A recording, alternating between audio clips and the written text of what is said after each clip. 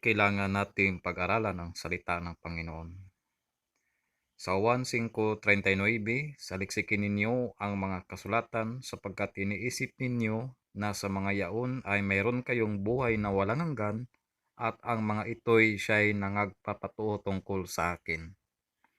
Sa buhay natin ito ay kailangan natin magbago at gawin natin ang nakasulat sa Biblia dahil ito ang nagpatotoo sa ating Panginoon at upang makamtan natin ang buhay na walang hanggan.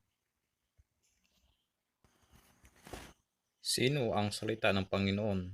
Nang pasimula, siya ang berbo at ang berbo ay sumasa Diyos at ang berbo ay Diyos. At nakatawang tao ang berbo at tumahan sa gitna natin at nakita namin ang kanyang kalwalatian gaya ng buktong ng Ama na puspos ng biyaya sa katotohanan. Juan 1:1-14.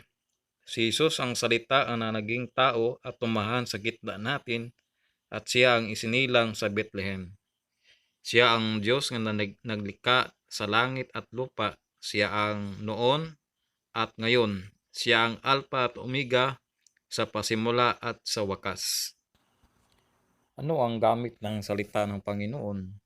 Sa awit 119:105, ang salita mo'y ilawan sa aking mapaa at liwanag sa aking landas. Ang salita ng Panginoon, ito ang magliliwanag sa ating buhay at magturo sa atin kung ano ang tama nating gawin. 2 Timoteo 3:16-17. Ang lahat ng mga kasulatan ay kinasiyahan ng Diyos, mapakinabangan din naman sa pagtuturo, sa pagsansanla, sa pagsaway, at ikatututo na sa katuwiran, upang ang mga tao ay maging sakdal, tinuruang lubos sa lahat ng gawang mabuti. Ang salita ng Panginoon ay magturo sa atin kung ano ang mali, mag-instruct, mag-correct sa atin para ma-learn tayo sa ating mga kamalian upang maging sakdal at matuwid. Unang Korinto, Kapitulo 10, versikulo 11. Ang mga bagay na ito nga'y nangyari sa kanila na pinakalimbawa at pawang nangasulat sa pagpaalala sa atin ng mga dinatnan ng katapusan ng mga panahon. Ang salita ng Panginoon ay isa itong gabay at leksyon o halimbawa na kung ano ang dapat nating gawin. Pagkaing espiritual, Mateo 4:4, datapwat siya'y sumasagot at sinabi, nasusulat, hindi sa tinapay lamang mabubuhay ang tao, kundi sa bawat salitang lumalabas sa bibig ng Diyos. Ang salita ng Panginoon ay isa itong pagkaing espiritual na bibigay sa atin ng lakas ng loob para matagumpayan natin ang mga pagsubok dumaan sa ating buhay. Jeremias 11:3. At iyong sabihin sa kanila, ganito ang sabi ng Panginoon ng Diyos ng Israel, sumpain ang taong hindi nakikinig ng mga salita ng tipang ito.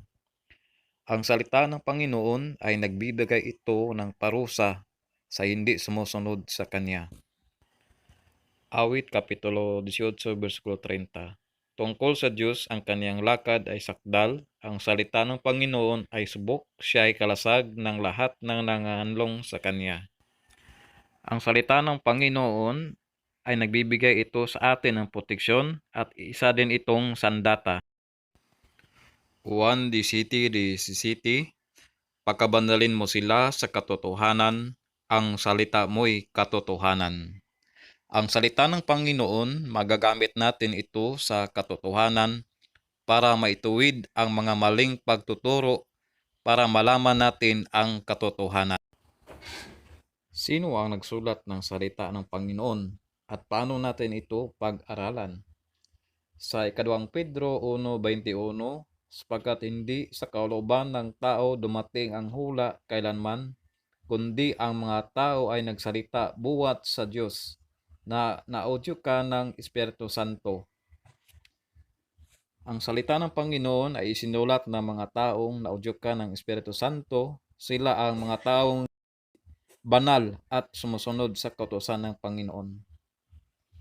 Sa Isaiah 28:13, kaya't ang salita ng Panginoon ay magiging sa kanila'y utos at utos, utos at utos, bilin at bilin, dito'y kaunti, doon ay kaunti, upang sila'y magakayon at magapahinga at mga balian at mga silo at mga huli. Ang salita ng Panginoon kailangan natin basahin at hanapin natin ang mga karugtong para malaman natin ang kanyang mga salita at maunawaan nating mabuti. Mga Hebreo 4:12.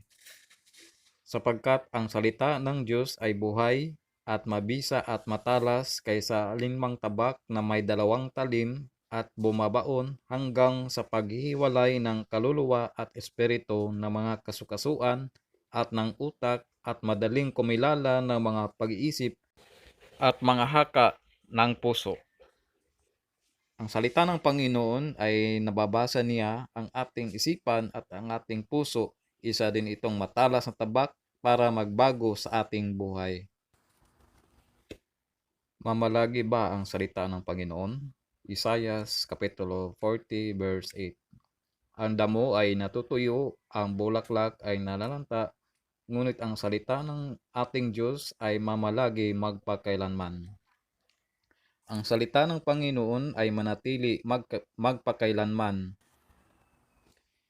Sapagkat katotohanang sinasabi ko sa inyo, hanggang sa mga wala ang langit at ang lupa, ang isang tuldok o isang kudlit sa anumang paraan ay hindi mawawala sa kautusan hanggang sa maganap ang lahat ng mga bagay. Mateo Kapitulo 5, versikulo 18. Ano ang dapat nating gawin sa salita ng Panginoon?